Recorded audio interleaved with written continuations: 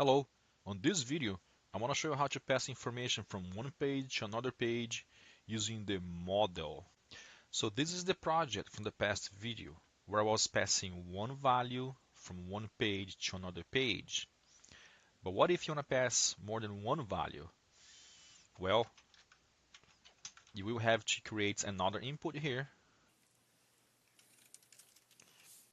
Then on the controller, you will have to create another method here. And then another view bag. And then finally, on your other page, you print the value as well.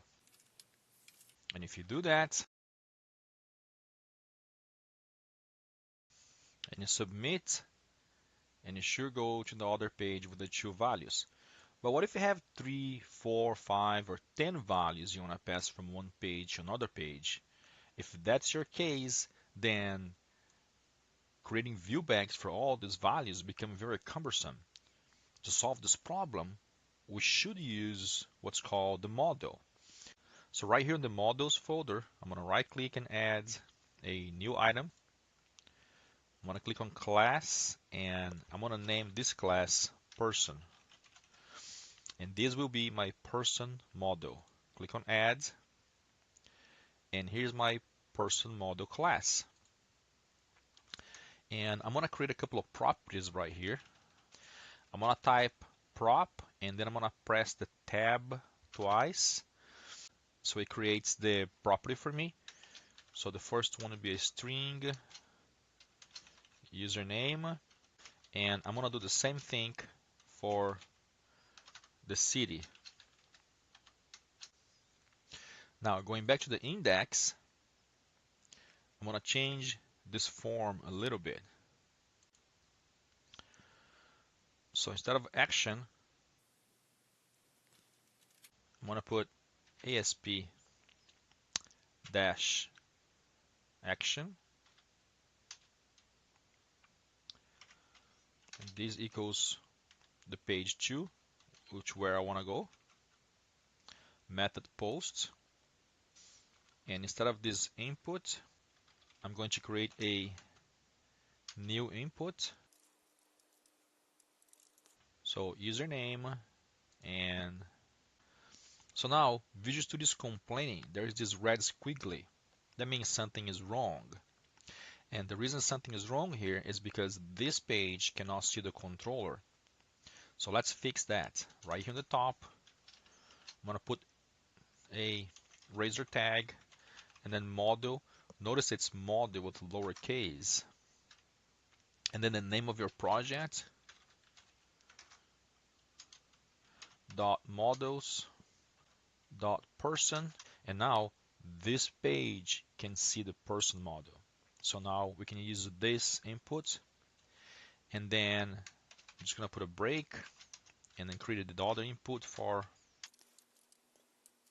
the user city. And now I'm going to the controller and instead of receiving these multiple strings, I'm going to receive a person model. And for that, I need to use the model here as well. So using the name of your project and then the folder where the model is. So the action result for page 2 receives a person as a parameter. So person.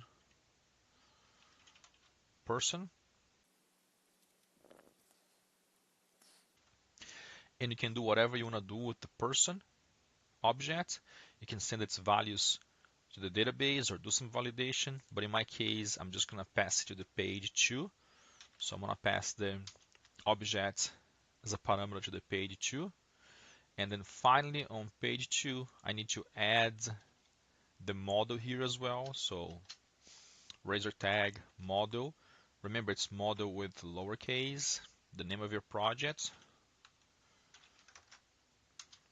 and the name of the folder, and then the name of your model.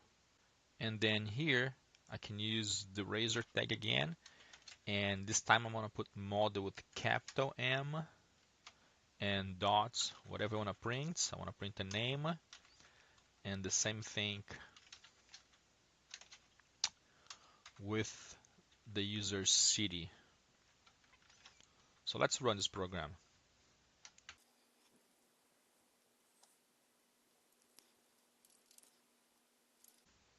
I'll type some values, click on submit, and then Joe Doe goes to the second page. Now, what if you want to increase the number of values? Well, that's very easy. You're going to come here to the person model, add more properties right here, then go to the page 1, to the index, add more inputs, and then on page 2, print more inputs. So adding more values using the model is a lot easier than adding more values using the view bag example as I showed in a past video. So that's all for this video. Thanks for watching. This is easy and you can do it.